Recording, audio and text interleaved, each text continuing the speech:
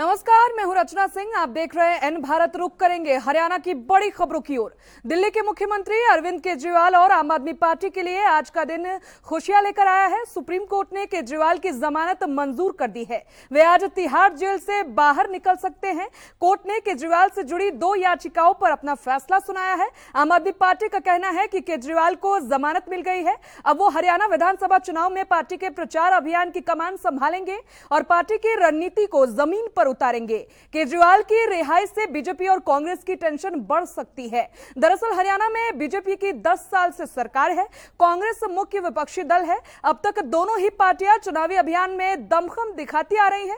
Indian national लोक दल जननायक जनता party भी मैदान में है। अरविंद केजरीवाल की पार्टी आम आदमी पार्टी ने भी सभी 90 सीटों पर अपने उम्मीदवार उतार दिए हैं। आम आदमी पार्टी को चुनाव में सबसे ज्यादा कांग्रेस और बीजेपी के बागी नेताओं से उम्मीद है।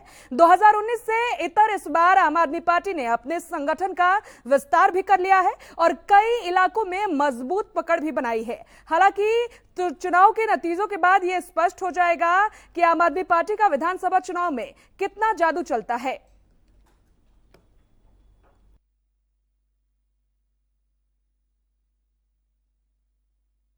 हरियाणा में विधानसभा चुनाव को लेकर सियासी उलटफेर लगातार जारी है। दरअसल विधानसभा चुनाव से पहले बीजेपी को बड़ा झटका लगा है।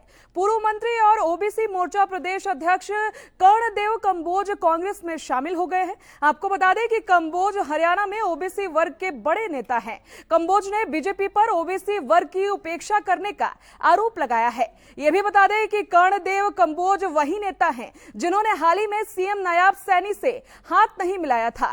कर्णदेव कंबोज ने अपने तीखे शब्दों में पार्टी पर निशाना साधते हुए कहा कि अब पंडित दीनदयाल उपाध्याय और डॉक्टर श्यामा प्रसाद मुखर्जी वाली भाजपा नहीं रही है। पार्टी में अब गद्दारों को महत्व दिया जा रहा है, जबकि सालों से मेहनत करने वाले वफादार कार्यकर्ताओं को दरकिनार किया जा रहा है।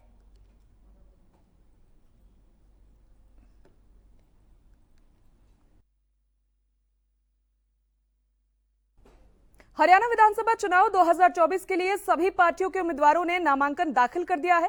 वहीं अब सभी पार्टियां प्रचार प्रसार में जुटी हुई हैं। इस बीच कांग्रेस ने अपने स्टार प्रचारकों की लिस्ट भी जारी कर दी है। हरियाणा विधानसभा चुनाव के लिए कांग्रेस के स्टार प्रचारकों की लिस्ट में राष्ट्रीय अध्यक्ष मल्लिकार्जुन खड़गे, सोनिया गांधी, राहुल गांधी, बजरंग पूनिया और विनेश फोगाट तक का नाम भी शामिल है।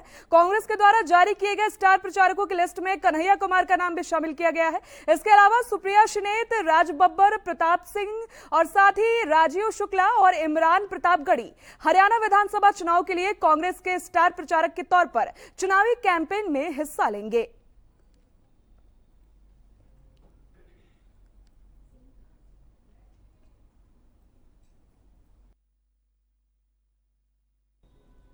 आम आदमी पार्टी ने हरियाणा विधानसभा चुनाव के लिए 21 उम्मीदवारों की अपनी चौथी सूची जारी कर दी है।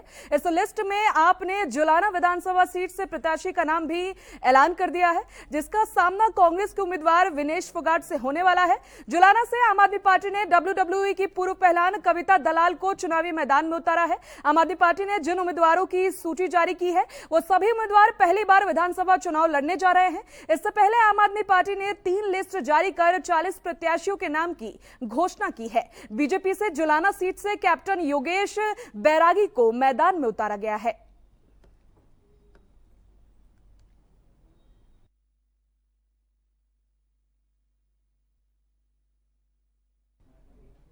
अंबाला छावनी विधानसभा सीट से भाजपा के उम्मीदवार और वरिष्ठ नेता अनिल विज ने कांग्रेस पर हमला बोला है। उन्होंने कहा है कि कांग्रेस अब धड़ों में बंट चुकी है और हर धड़ा अपना अपना उम्मीदवार खड़ा कर रहा है। विज ने चुनौती देते हुए कहा है कि हमारे मुकाबले में चाहे कोई भी आए, मैंने यहां तक कहा था कि भूपेंद्र सिंह हुड्डा हो या राहुल गांधी भी आकर लड़ जाए, उन्हें अब किसी से कोई फर्क नहीं पड़ता है। साथ ही अनिल विज ने दावा किया है कि अंबाला छावनी की जनता सब जानती है और वो भाजपा के साथ है। उन्होंने जोर देते हुए कहा है कि भाजपा की नीतियां और विकास कार्य जनता के सामने है और इसी के आधार पर उन्हें जनता का समर्थन मिलेगा। कैथल में एक प्रॉपर्टी डीलर से 2 मुंह वाले सांप के नाम पर 68.5 लाख रुपए की ठगी का मामला सामने आया है। आपको बता दें कि आरोपी ने पीड़ित को बताया है कि यह सांप दवाई बनाने के काम आता है और उसकी कीमत 10 करोड़ रुपए है। पीड़ित ने आरोपियों के झांसे में आकर उन्हें पैसे दे दिए, लेकिन बाद में पता चला कि उसे धोखा मिल गया है। जब पीड़ित ने आरोपियों से अपने रुपए वापस मांगे तो आरोपी उसे जान से मारने की धमकी देने लगे। इस धोखाधड़ी में आरोपियों के साथ एक लड़की भी शामिल थी।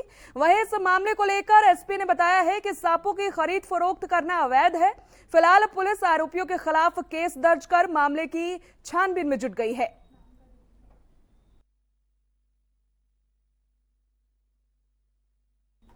खबर गुरुग्राम से है, जहां केएमपी पर खड़े कंटेनर में पीछे से तेज रफ्तार आए ट्रक ने टक्कर मार दी है। हादसे में कैंटर चालक समेत 2 लोगों की मौके पर ही मौत हो गई। वहीं घटना की सूचना पाकर मौके पर पहुंची पुलिस ने शव को पोस्टमार्टम के लिए भेज दिया है। पुलिस की शिकायत में बताया गया है कि कैंटर में कुंडली से कॉपर लोड कर उसे गुजरता ले जाया गया था। तभी रास्ते में फरूखा नगर के पास लघु शंका करने के लिए कैंटर को रोका गया, तभी यह हादसा हो गया।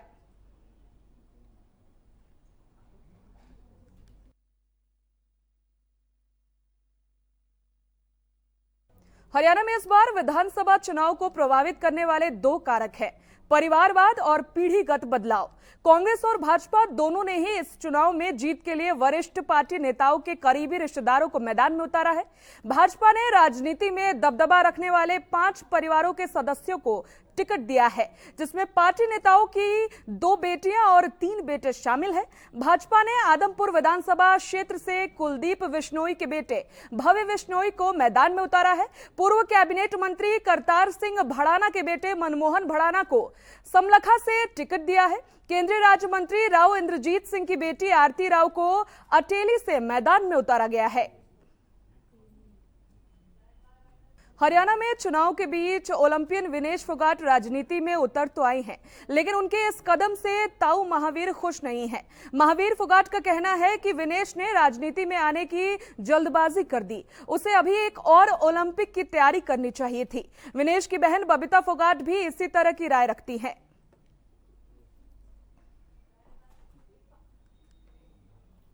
हरियाणा विधानसभा चुनाव से पहले इनेलो बसपा गठबंधन के साथ हलोपा ने भी हाथ मिला लिया है। अब तीनों पार्टी मिलकर हरियाणा में चुनाव लड़ेंगे। इनेलो प्रमुख अभय सिंह चौटाला, हलोपा प्रमुख गोपाल कांडा से मिलकर गठबंधन पर मुहर लगाई गई है। दोनों नेताओं की मुलाकात सिरसा की तारा बाबा कुटिया में हुई। गोपाल कांडा सिरसा विधानसभा सीट से प्रत्याशी होंगे, बाकी सीट पर इनेलो और बसपा की मदद करेंगे।